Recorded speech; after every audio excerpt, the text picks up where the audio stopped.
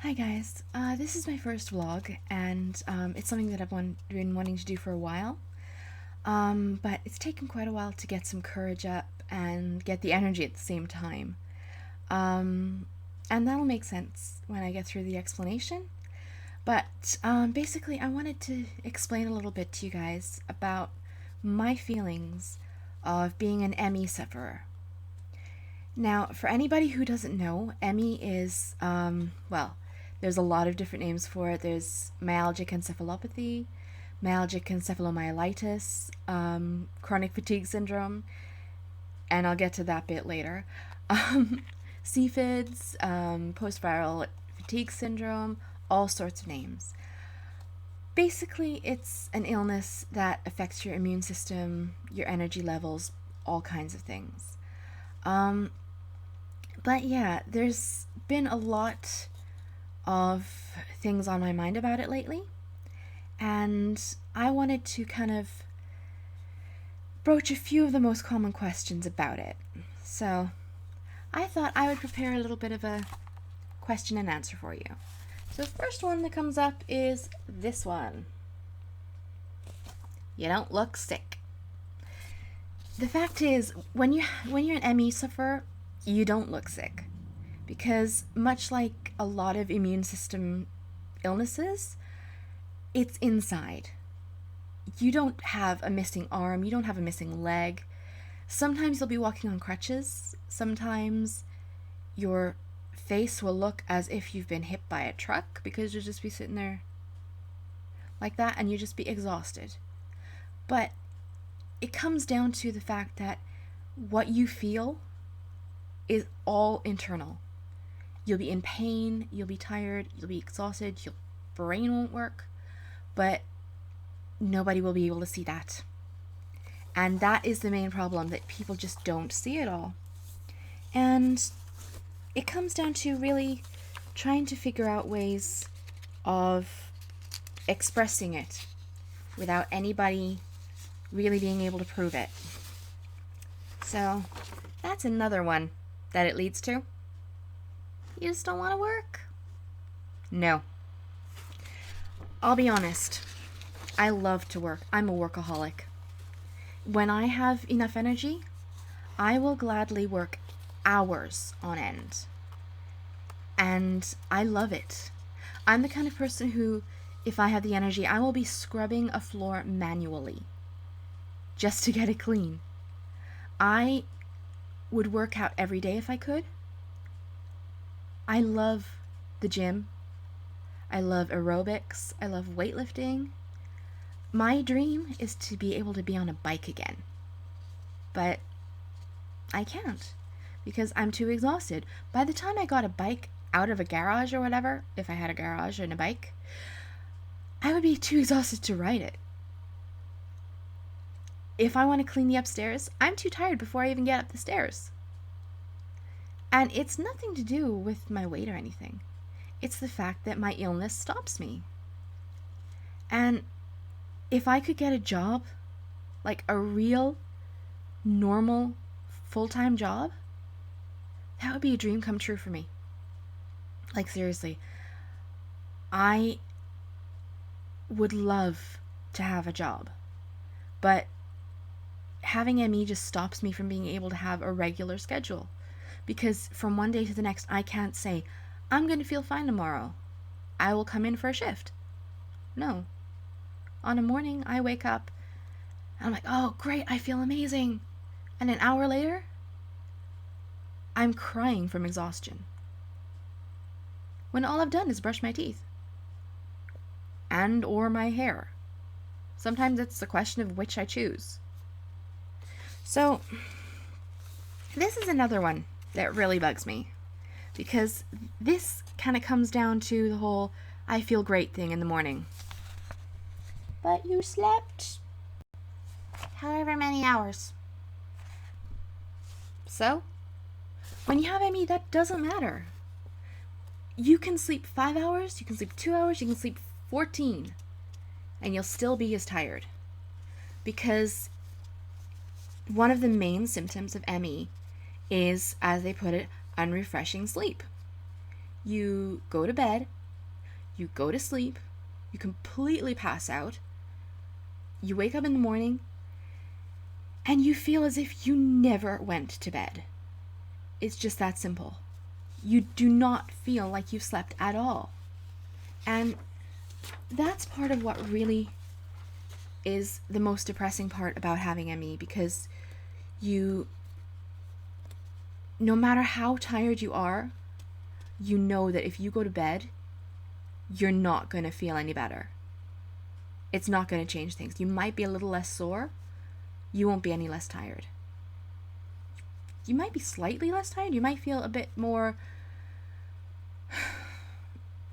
not awake, but you might feel a bit more compos mentis, I suppose. But that's about as far as it goes. So, there's that one. Just go to bed earlier. Ooh.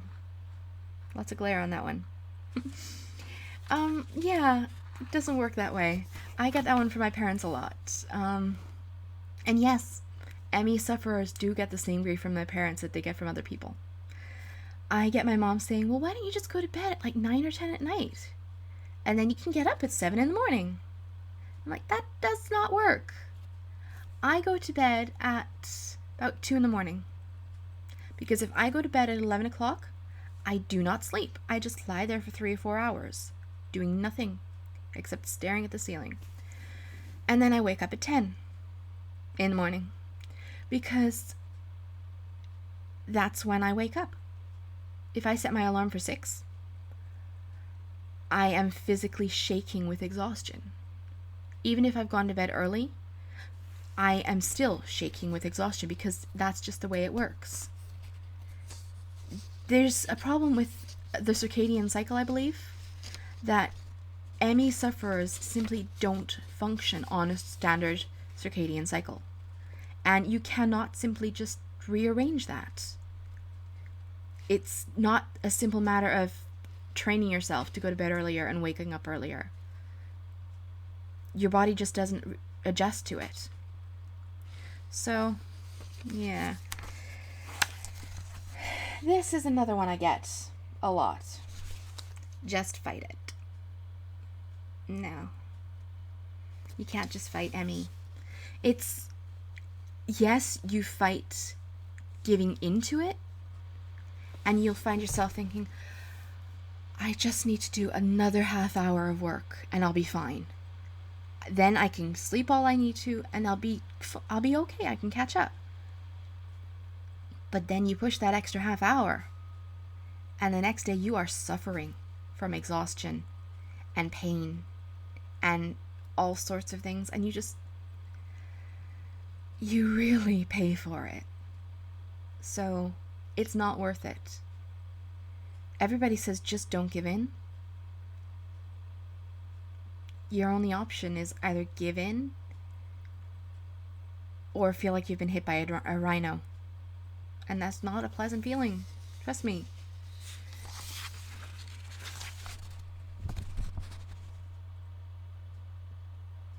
So you're just tired all the time?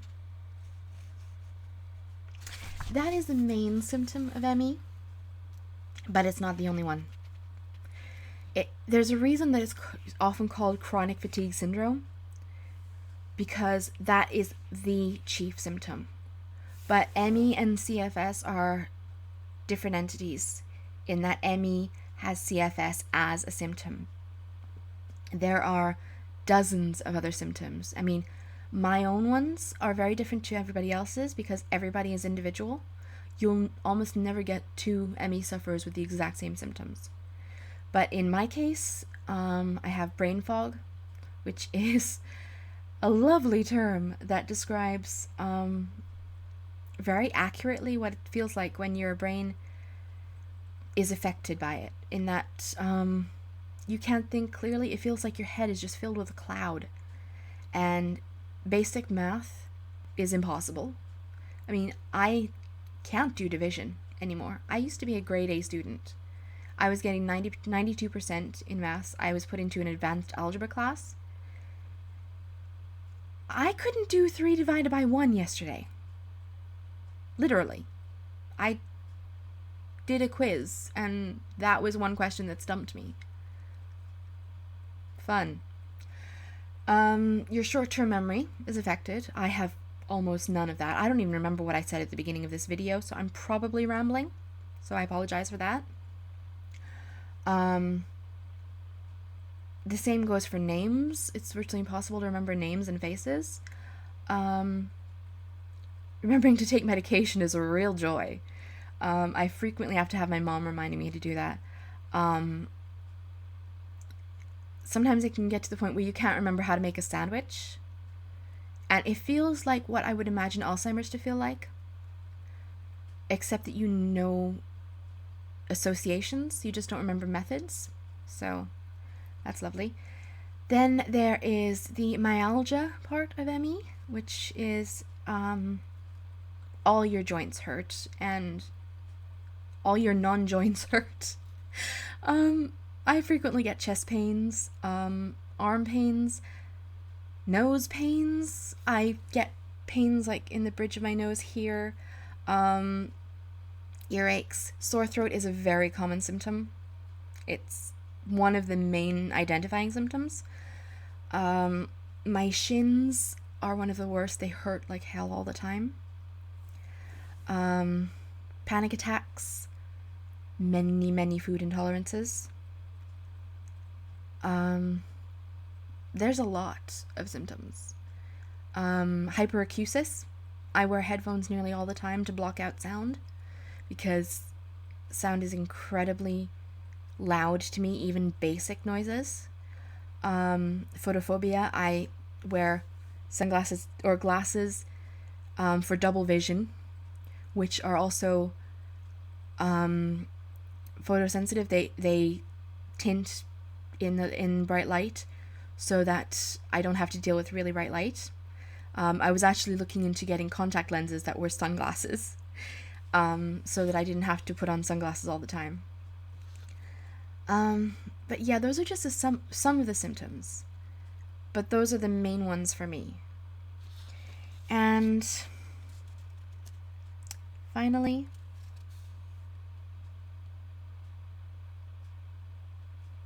what's the cure or the treatment? There isn't one. Because, and that is the main reason for this video, there is very little research done on ME. There is no treatment. There is no cure.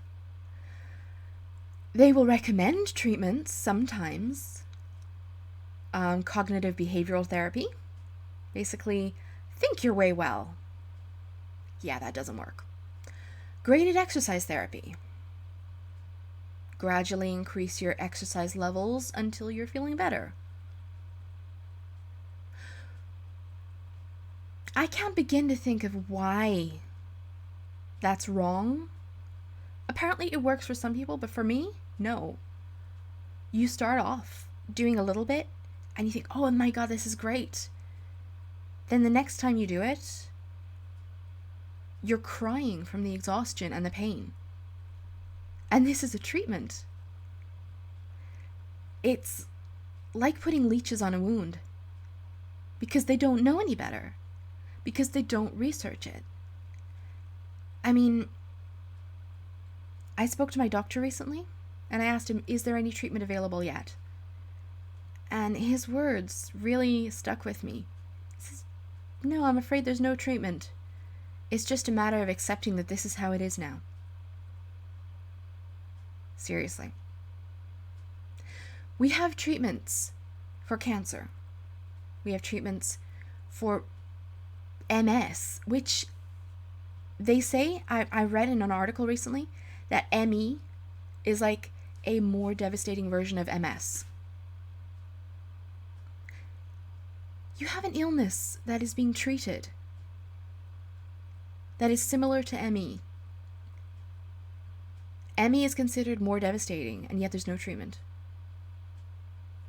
How does that make sense? So the reason I made this video is that I want to get the word out there. I want to get people aware of what this illness is like and to try and get people to encourage research, encourage studies, encourage trials, experiments. I will be a guinea pig if I have to be.